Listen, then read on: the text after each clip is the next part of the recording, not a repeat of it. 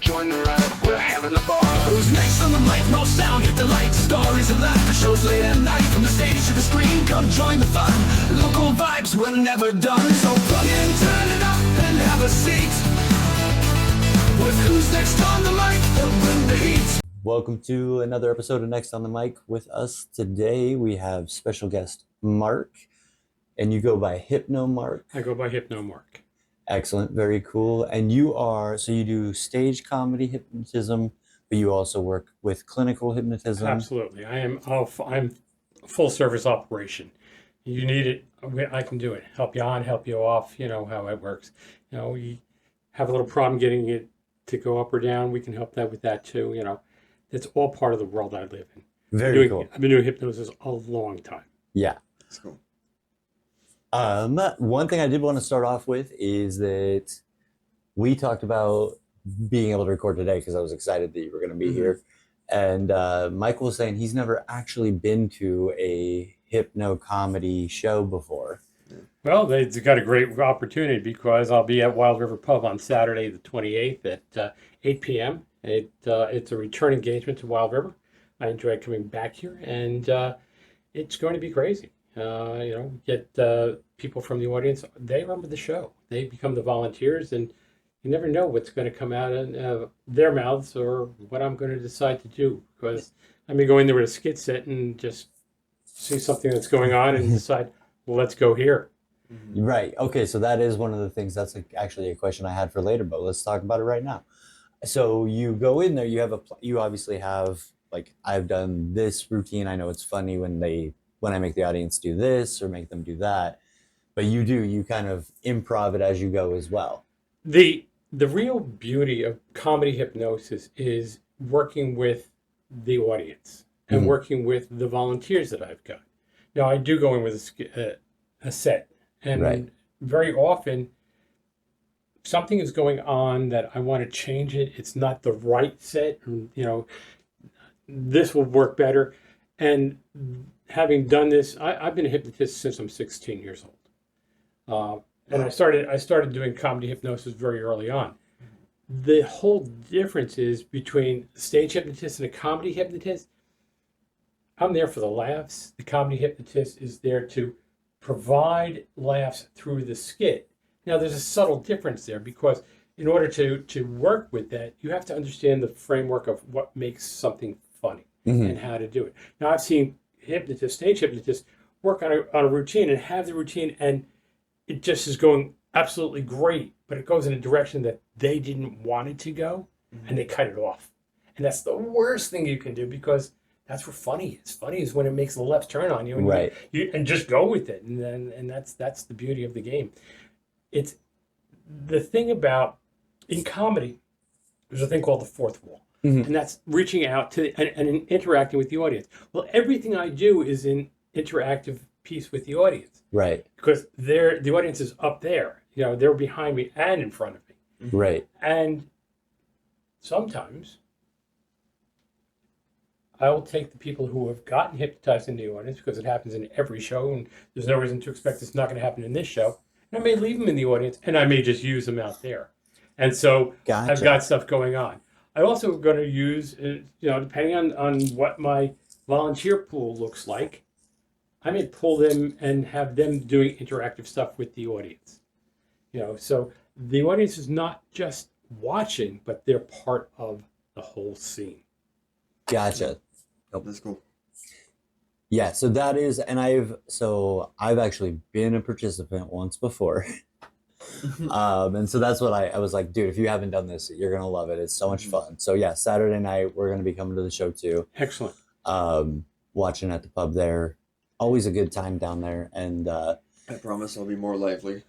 It's okay. You know, if you're not, you could be, holding up a wall or something for the 90 minutes of my show. I've done that. And I've had people who have been completely out of it, and I'll have you stand and hold up a wall for 90 minutes if that's what it takes, because that can be funny, and I'll come back to that time and time and time again. Every once in a while. It's like, how you doing over there? That wall's starting to tilt. You better push harder on that thing. Exactly. Right. Okay. Yeah. So you never know what's going to come up and where it's going to go. Yes, I have ideas. I know where I'm going to go.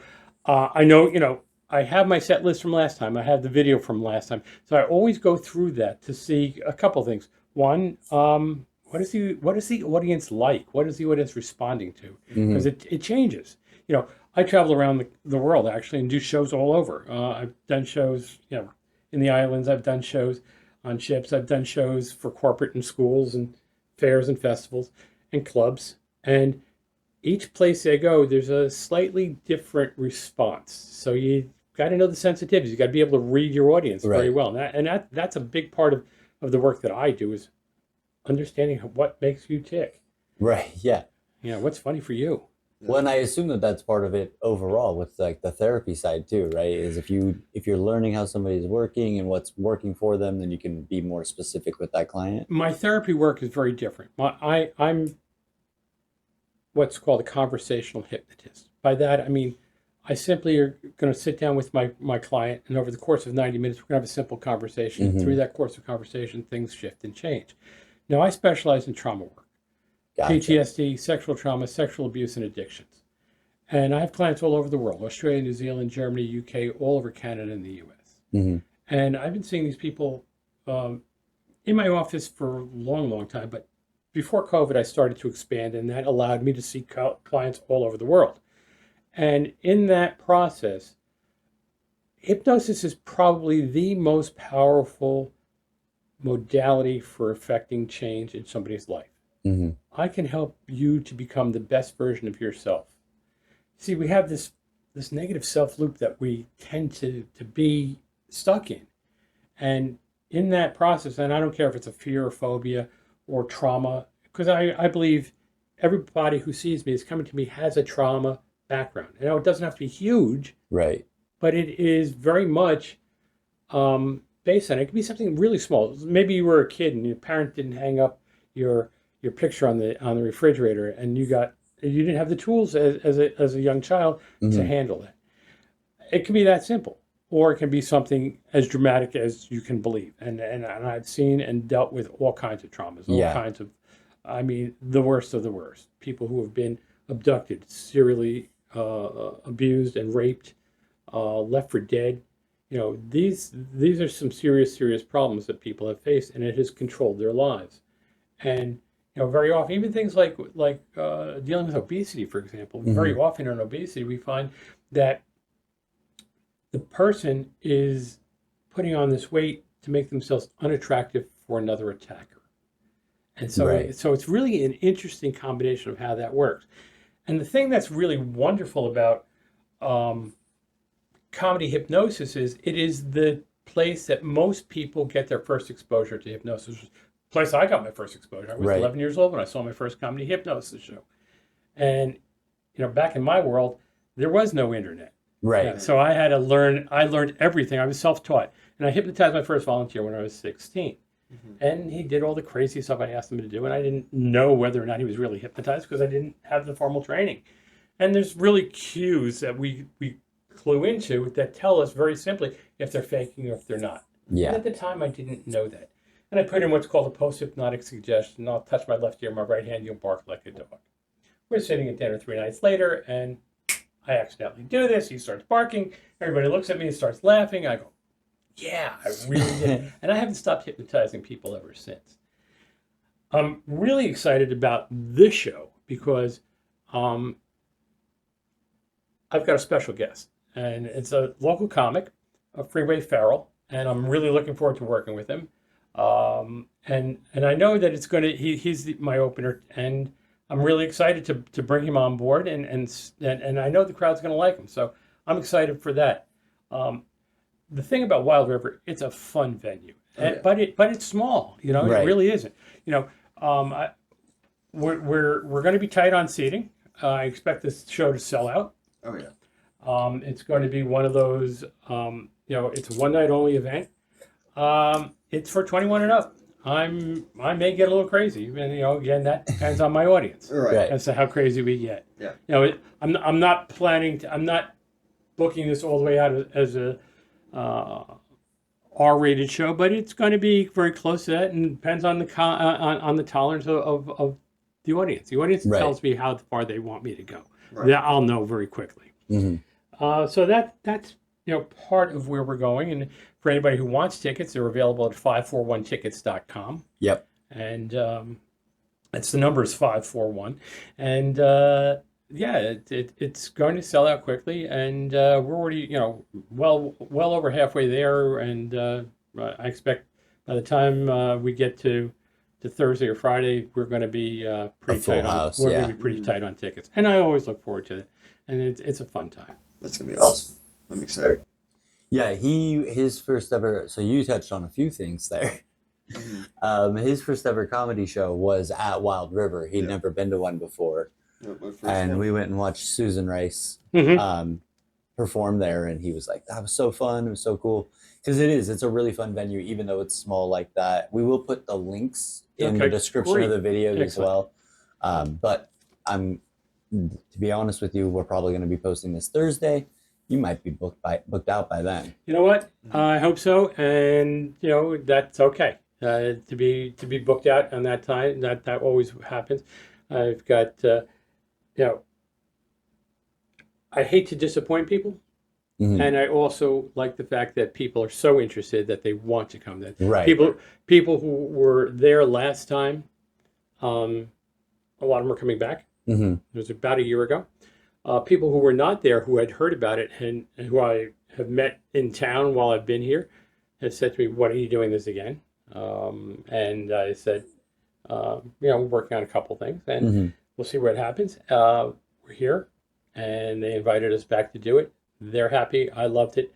One of my stars of the show last time was Jordy Travis, the manager at the pub. Okay. Yeah. She came up on stage and she had a fun time, and we had a fun time with her. So Very cool. You never know who's going to be on the volunteer side. Right. As I said, I have people who want to be volunteers, and that's the easiest part. So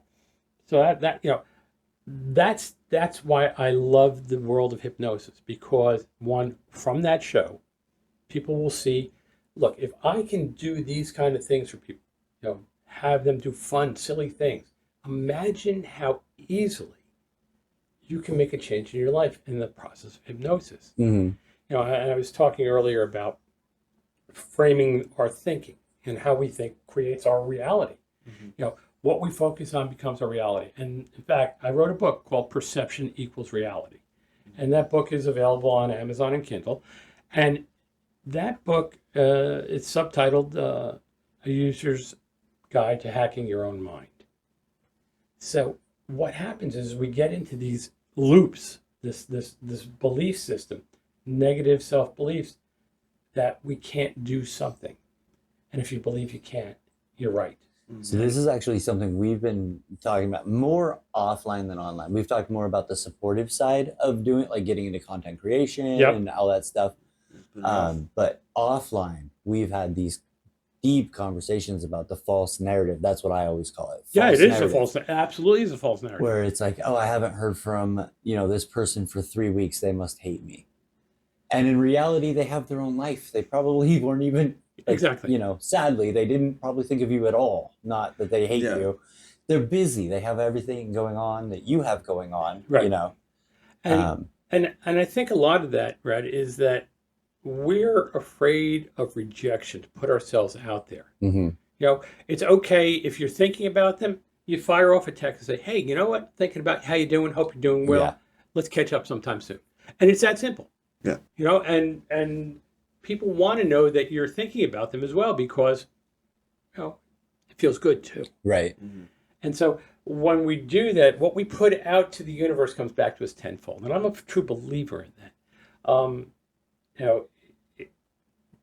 In my world, it's so fascinating to watch people change and see how they progress, and how the ripple effect is for everything that they do in their life and how it changes.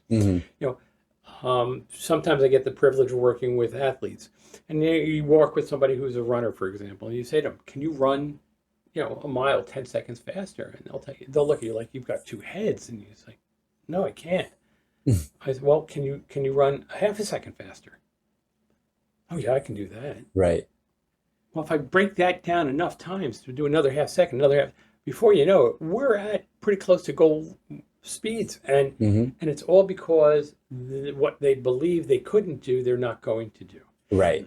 And and I don't care what it is. I mean, content creation is one of the greatest challenges that we have out there, for those of us who are in the process of creating content.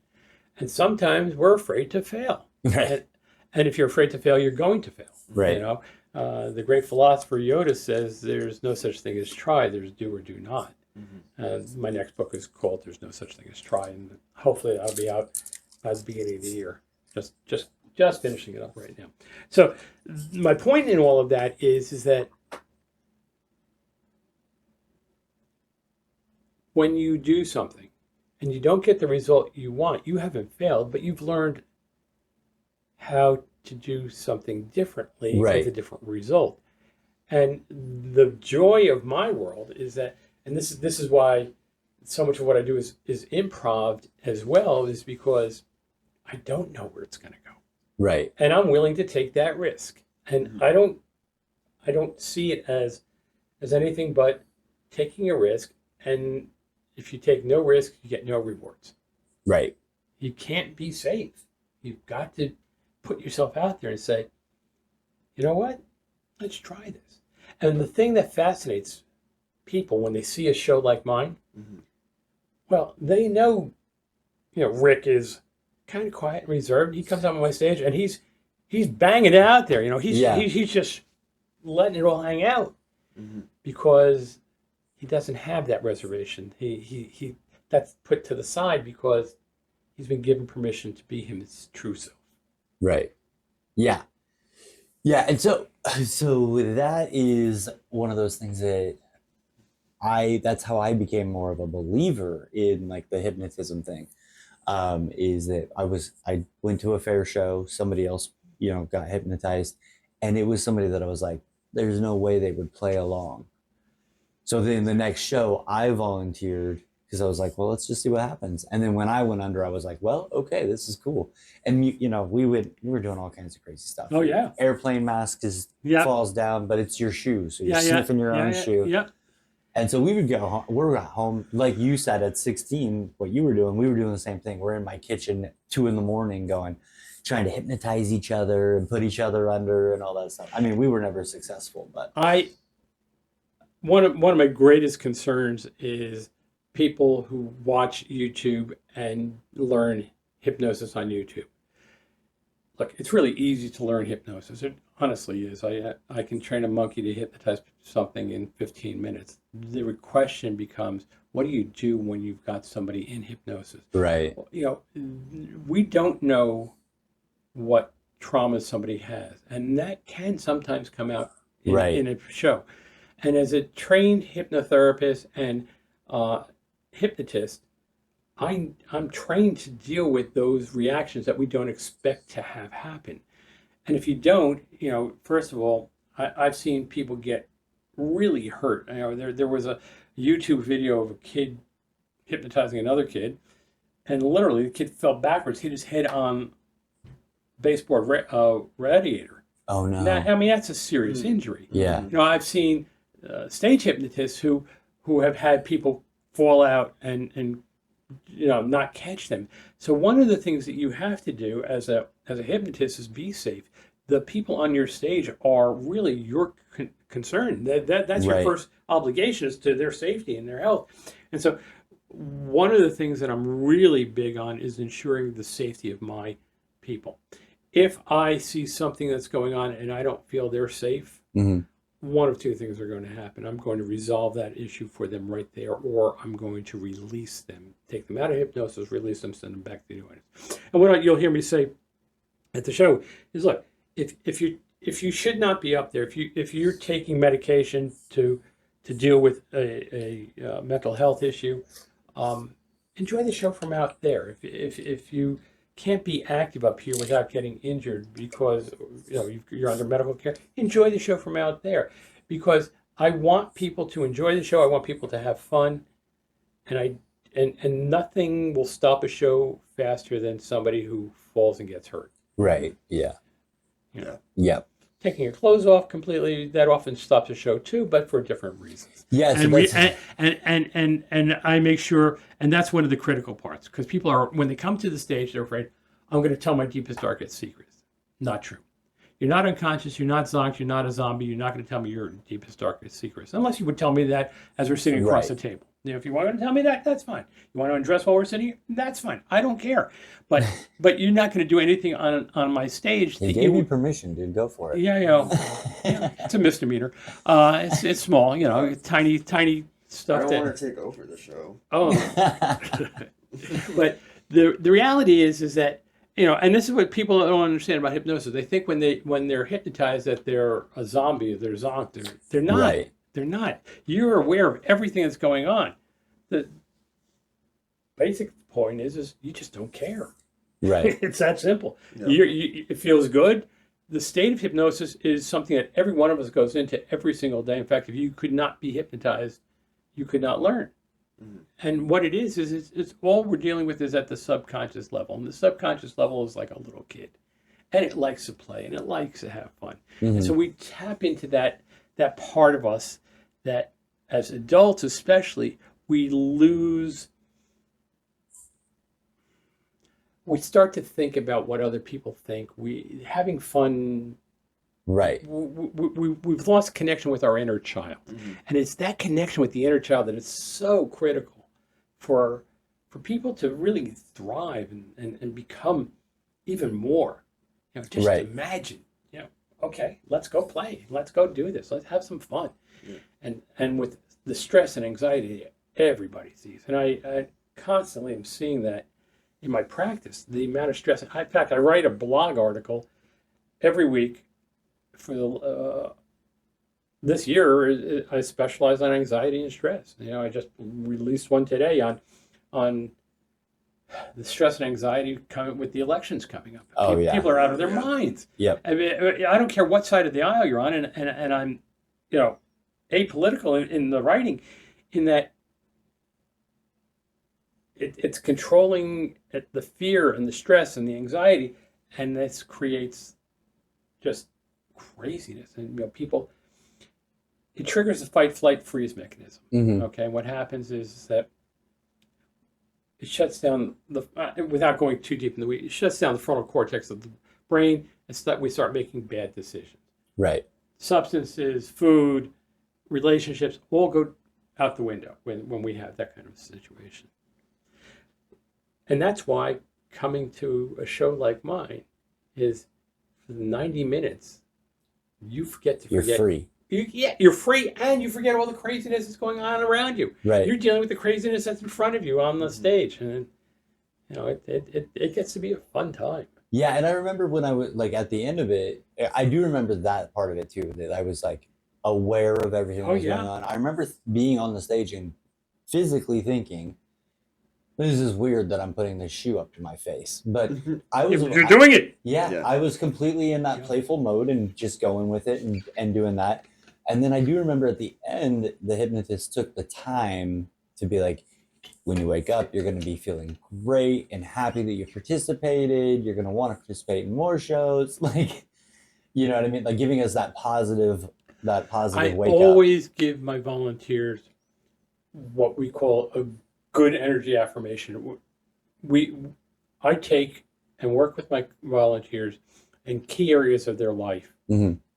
and help them to be better in all those areas. And if there's a part of their life that they want to change, a habit, a behavior that they want to change, I give them the tools to find that, to get that. Right.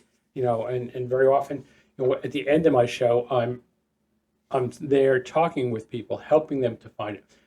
I cannot tell you the number of people from my shows who wind up coming to me and, can you help me with this? And the answer is yes, I can. And if it's an area that I don't work in, and there are some that I choose not to work in, but you know, for example, I don't work with kids, you know, that are too young, because Right. it's not in the area. I don't want to be everything to everybody. Right. I want to do what I do the best at. Hmm. And yet you know, those are the areas that people come to. I work with oncology patients. I work with pain management. These are things that change people's lives. what people don't realize is that stress and anxiety creates this buildup of cortisol, and cortisol creates diabetes and high blood pressure and heart disease and a lot of bad decision making, Hmm. you know, and obesity, because we're in that fight flight mode, and we don't get to use, body starts storing foods and fats because we're in that charge. And fight flight was meant to be, you know, you're walking past a bush and, you know, a saber-toothed tiger jumps out and you're running Right. for your Yeah. life. Exactly. And if not, you know, then you're lunch and everybody else is running for their life. Yeah. Yeah. Yeah. And that's so.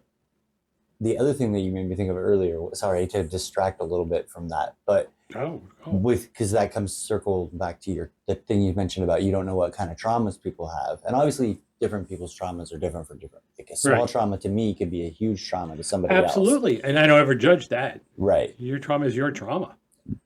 The reason I mentioned that piece though is because you made me think of when my wife and I went to Vegas, Mhm. we were looking at different shows and stuff like that, and there were risque hypnosis shows. Oh where yeah, they convince people to become a stripper or yeah, whatever. I know whose show that is. Anthony had he was at Paris. He had a great show. He stopped his show after COVID. A good friend of mine and one of my mentors, Marc Savard, had the show at the V Theater at Planet Hollywood. He too stopped, and the last remaining show was a good friend of mine, Kevin Lapine, does Hypnosis Unleashed over at Four Queens Okay. on Fremont. Mhm. And that is the last remaining show in Vegas right now, in the hypnosis world. I mean, ongoing show. Right, that has They're- like a residency. or yeah, whatever. right. And so his is the last one. I saw Kevin not too long ago when I was in Vegas for we have the world's largest hypnosis conference in Vegas every year. It's called HypnoThoughts Live. And hypnotists from all over the world. I mean, all over the world. You name it, they were there, and both stage and clinical hypnotists.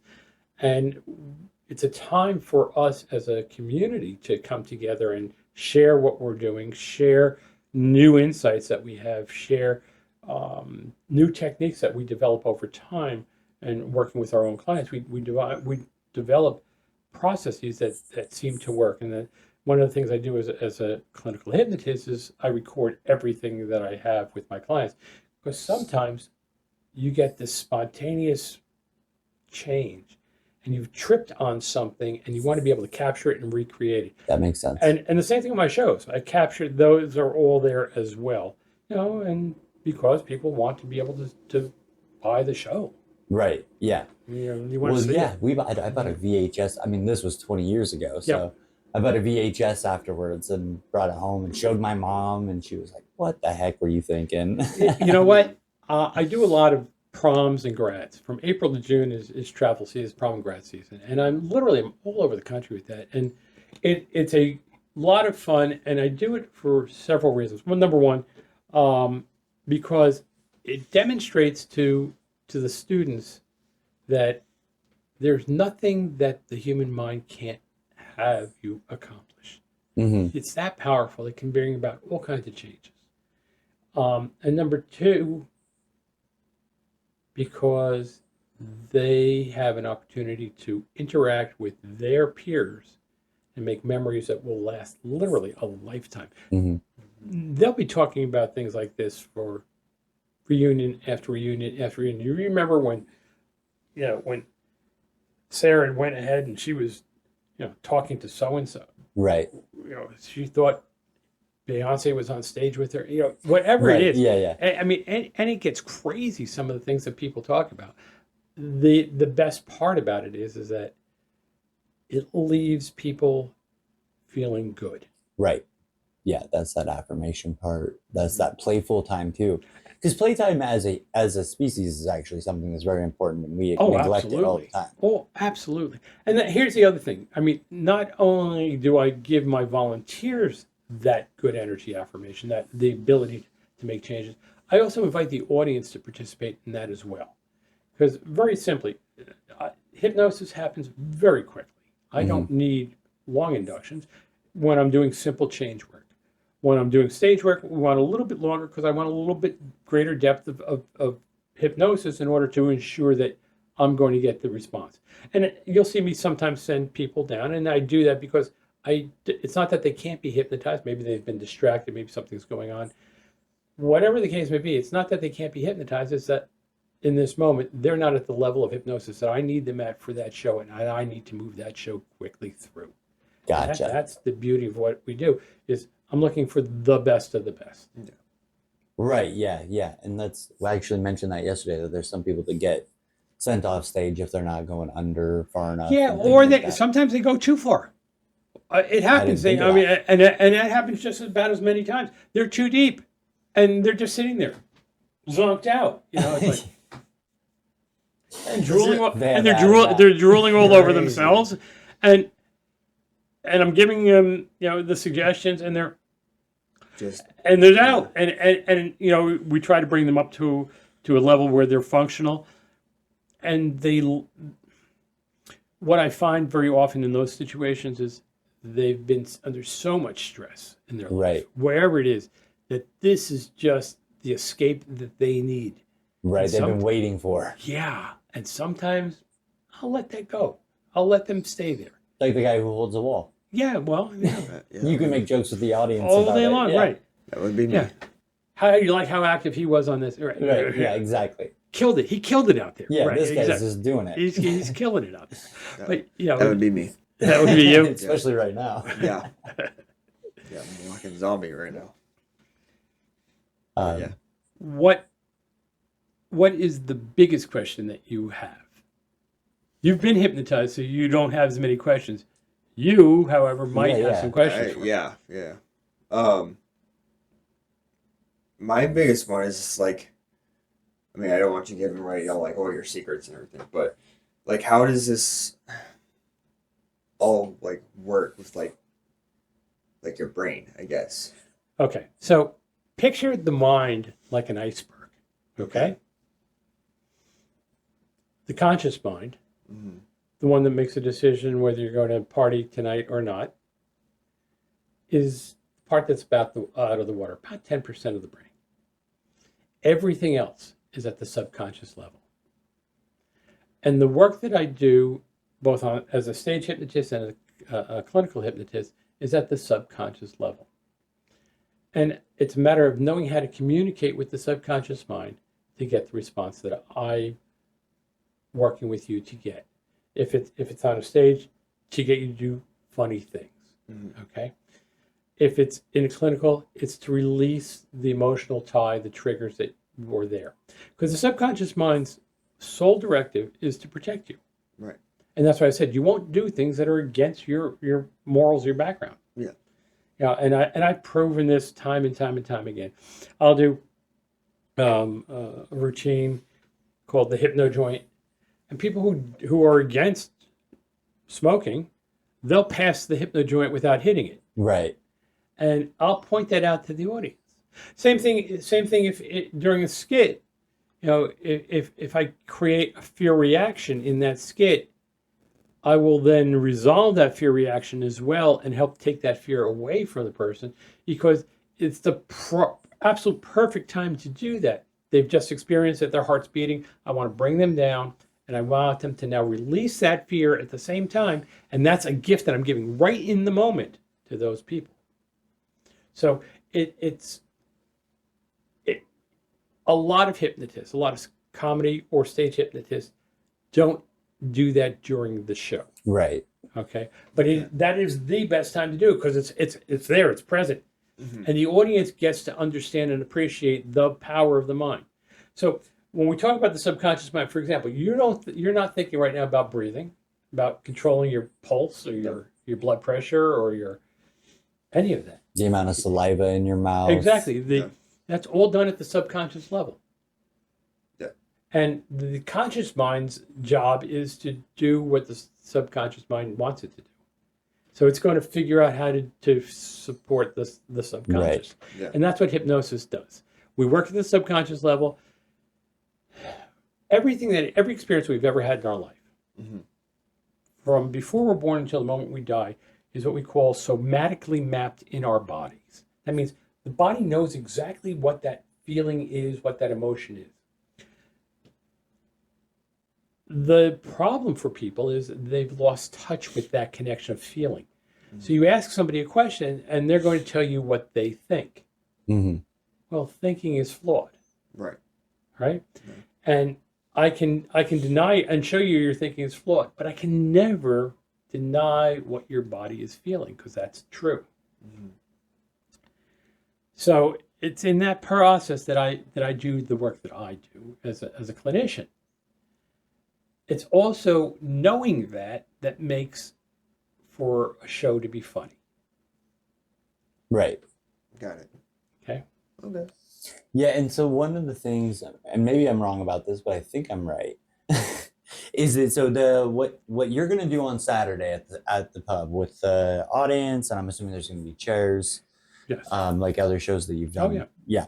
So that is very different from what would be clinicious, like Right. because like with my dad actually did it to quit smoking. I've One of been the most thinking about it. One of the most powerful ways of stopping smoking. Has the most significance, the best effect of any product. It beats nicotine replacement therapies. It beats the patches. It beats the pharmaceuticals. And its level of success is so far above them Hmm. that that's the one you hear people talk about the most. Right. Yeah, and when so then because he had seen the tape obviously from when I was younger and I got hypnotized, so that was his expectation going into this office is that the guy's going to count down from 5 and we're going to do this and then he's going to snap his fingers. I'm going to wake up and be fine. And instead, it was like you said, like a 90 to 2 hour or Yeah. kind of thing where they were just more talk therapy kind of stuff, and so that's kind of cool to have you give the explanation of like you're reaching into that subconscious level. Yeah, well, To make that explanation of how it works. You know, when I talk to smokers, and I used to be a smoker. Here's what I know. Why do you smoke? I'm bored. You're bored. It's a habit. Yeah. Habits, So if you if you stopped for even a second, and instead of doing it habitually, Right. even if you decided to do it consciously, Mm-hmm. that's a huge change. And you stop, and because most smokers, being one in my past, used to just reach in, pick a cigarette up, light it, and not even think about it Oh, I do it all the time. all the time. So the issue becomes you're not mindful. Right. And you see, there's only 2 parts of our life that we have no control over. 2 days. Isn't that amazing? Only 2 days in our life you have no control over. You have no control over yesterday. I can't unring the bell. Yeah. And I don't know what tomorrow's going to bring me. In this moment right now, I am the most powerful. And when you're mindful of your power, and you can choose right now to just pick up those cigarettes, throw them out. Right. Now, look, I can do a dark and ugly. You know that every time you pick up a cigarette, it's going to taste like burning rubber, Right. and I mean that's a simple way to stop it, but it doesn't It doesn't deal take with away you. the craving and the desire. Right. Correct. The craving and desire is all habitual. You Right. believe you're getting relief. You Right. believe it's calming you down, It's a huge thing. right? Yeah. You think that's Yeah. calming you down. No, that's exactly what like I'll be in here. I'll be doing an edit. It's, an hour and a half, 3 hours into an edit, and I go, dude, I need a break. But I don't want to take too big of a break because I don't want to get distracted playing on my phone or something like that. Yeah, I know. So then I go, okay, I'm just going to step outside, have a quick cigarette, come right back in here and get back to work. Right. Next thing I know, I'm out there. I'm still distracted on my phone and I've had 3 cigarettes. Okay. So and when you take that first inhale, what happens? Relief. Oh, but is it the tobacco, or is it the? No, it's the changing of my situation. It's changing the situation and the act of taking a deep breath. Yeah. So right now, if you had a craving, for example, Just just take a deep breath in through your nose, hold it for a count of 4, and let it out. Do that 3 times. Yeah. Deep breath in, let it out. You can walk and ground and just walk around if that's what it takes. And all of a sudden, you're going to find that it's not the tobacco, it's not the nicotine that's doing it, because nicotine is actually a stimulant and has the opposite effect. Right. But it's that deep breathing, that calming, that focusing on being in the moment Right. that is going to change you. Yeah. That's exactly why, like I said, I'll go out, I'll have a cigarette. Then I am looking at something on my phone because I got nothing else that I'm doing. Right. And then I go, dude, I didn't even enjoy that cigarette because I got distracted by my phone. Right. I light another cigarette because I didn't get the relief I was looking for. Right. But I am noticing that it is more of what you're talking about lately in my life. Because like I can take one out of the pack and have it in my fingers and walk around for hours without ever lighting it. Because it's a habit. Exactly. And It becomes a security blanket for you. Mhm. That's exactly right. And I know. I believe it. So- I've done this once or twice. So I am considering doing. I did quit on my own before, and I Right. had a cancer scare and went back to it because I'm an idiot. And Well, you went back to it because the underlying stress and trauma. and the really underlying, because you look, let's talk about the reality of smoking. The reality of smoking is adults don't do it. Kids do it. 99% of the people I've ever dealt with have started smoking in their teens. Right. That's typically when we start. So it's like an arrested development. That's type of when I thing. started. Yeah, well, we're stuck. We're stuck in that, and now we tie things to it. People, I can't have a cup of coffee in the morning without having a cigarette. Right. Yeah. I can't have a drink without having a cigarette. I'm going to lose my social time at work because I'm not going to go out on a smoke break, and those Right. are my friends, and whatever it is. The point is that that's the story that we tell ourselves to Right. keep us in habit because it's not serving us. And as adults, we know it's not to our benefit. In fact, we know it's to our detriment. And so, knowing when we consciously know it's to our detriment, why would we do it? Right. Because we don't typically do things that are to our detriment. Right. Yeah. Yeah. No. It's like a little piece of rebellion. I think. It's, Well, yeah. And what's even more rebellious is to say, "I'm in control." Right. Yeah. Yeah. It's my life. I'll do what I want. Yeah, I'm an adult. Yeah, and as an adult, I don't know what cigarettes go for out here. I know, Too much. it's not uncommon. I used to. They're like $8-9 here. Oh, that's That's cheap compared to other that's places. relatively inexpensive. I mean, I'm I think they're like originally. $16 a pack in New York City. That's right what I now. was going to say. I'm originally from New Jersey, and the cigarettes. When I go back to there and I do a session or something, it's not uncommon to hear $15-16 a pack. Massachusetts, the whole East Coast. That's crazy. And it is crazy. And it's crazy when you start to think about, would you take a $20 bill out of your pocket and light Light a on match? fire. Yeah, that's literally what. That's the question. I mean, Yeah. Right. think about what are you going to do with all the money that you saved in doing that? Oh, I know. It's What do you want to do for yourself with that money? if you're a habitual drinker, habitual smoker, Yeah. and it you have a second job that you don't know about. Right. Because the amount of accumulative money you spend in a month that's a whole nother paycheck that Yeah. you're wasting. Yeah, think about that. So, and just think about, if you've got kids, you want to see them grow up. You want to be able to do things. You want with them, and what is the message you're giving them? Right. Exactly. So there's a lot that goes on there, and that's why I want people to come to see shows like mine, to have fun, to know that there's much more that they can do with hypnosis other than seeing the crazy, funny stuff that we've got. Right. And I'm excited to actually see the first show of. I guess you never comedy. you never forget your first one, right? Yeah. Just 20 years later, I'm still talking about mine. And one thing, just to clarify, when I said he was up all night celebrating, I don't mean partying. He did a 24-hour straight live stream. Oh yeah, I get that, but Yeah. that's a party. That's Oh yeah, it is still a party. I mean, I know what the Twitch getting to milestones is Yeah, it's always rough. a lot of work. Yeah. It's People, a lot of fun, but it's a a journey.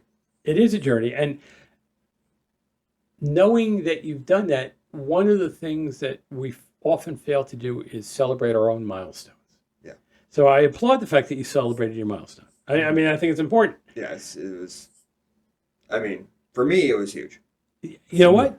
It is huge, and it's the first step in creating. And content creation is a huge challenge. Oh, I yes. mean, I'm on a lot of podcasts, I'm on a lot of shows, and content creation is one of the things that people really struggle to do. Yeah. And learning to do it well is finding your niche. Yeah. Right. Exactly. Yeah. Yeah. And it's yeah, it's tough. You know, there's some days where But this group he's put together is pretty cool. They're fun. They let me come and we shot a live episode of the show on there with them as the audience. Excellent. it was great. We had a lot of fun. But the reason I brought that back up was just because they had mentioned that they hadn't seen the stuff either. So hopefully they'll catch this. They'll get more interested. And It'd be great. And if they're local, come on out. Like grab that time and make it happen, because I don't know when the next time I'm coming. I'm in talks right now with several venues in the area who are interested in bringing my show here. I don't like to oversaturate a market. right. I typically come back when I run my markets. I come back twice a year, maybe 3 times, depending on what market I'm working in. Gotcha. Because we want people to have fun. We want people to enjoy it, Right. but we don't want to oversaturate. Exactly. And now, have you done? Because I'm just curious at this point now. Have you done the Josephine County Fair before? I have not done Josephine County, Okay. and I'd love to do either Josephine or Jackson. I've reached out to Josephine a couple times, not gotten a response back, and that's okay because it wasn't right for them at that moment. Right, yeah. And maybe it's not what they are looking to do in their fair. But from your own experience, having been to one, it is a big draw for people. Yes. And I mean, I've done Jerome, Idaho. I've done fairs in Florida and in Michigan and Pennsylvania. Doing fairs all over is part of the world that I live in. And it's something the audience loves. Both the younger people in the audience and adults. And during the day, it's the younger people. During the night, it's typically the adults. Yeah. And, it's a fun experience. And fairs that bring hypnotists in realize what we bring to the entertainment venue. Yeah. It was a 4-day fair. He did 3 shows a day. Yeah, it was booked the whole. I mean, the audience was full the whole time. It is a big draw. It is a big draw. That typical 2-3 shows a day is absolute. Sometimes there's 4 shows a day, depending on the fair. And it was, like you said, it was a lot of repeat people coming back to watch another show because every show is a little bit different from the one before. You're going to have a good time. I'm a little bit different than a lot of people. I tend to change my shows up. Mm-hmm. I get bored easily. Mm-hmm. I want my audience, and yes, you're right. I can do the exact same show all the time. Right. Because the people on the stage are different. Right. And yet, what you'll also see is I get hypnosis junkies. They've been on the stage and they want to come back on the stage. Yeah, because that moment of relief you were talking about, exactly. it's the only time they're feeling it. And they're having a great time, and they're enjoying themselves. And I often have a skit that I do, and so sometimes it causes people to come back on my stage. And I'll leave it at that. Awesome. Well, you know what? I think we can probably wrap on that. Sounds like a plan. We are going to put the socials and stuff that you gave me on there. If there's anything you want to plug verbally, though, we'd be happy to. The first thing is, absolutely grab the tickets while you still have the chance. I'm looking forward to it. It's Saturday night at 8 p.m. Doors will open at 7. In advance, it's $20. At the door, it's $25. If there's any tickets left, it's going to be a great night. I've got my special guest, Freeway Farrell, coming in there. If you want to know more about hypnosis, you can reach out to me at info@hypnomarc.com, hypnomarc.com. Visit my website. I travel a lot and tend to get to answer my emails while I'm traveling. So It gives a good opportunity, and I'm always happy to talk about hypnosis and seeing how I can help you to become the best version of yourself and come out and laugh.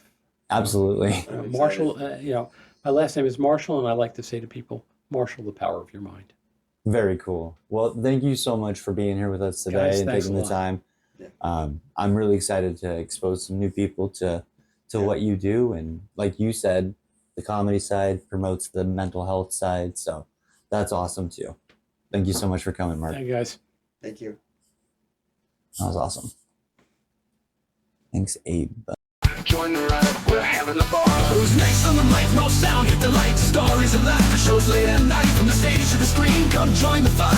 Local vibes, we're never done. So plug in, turn it up, and have a seat. With who's next on the mic, they'll bring the heat.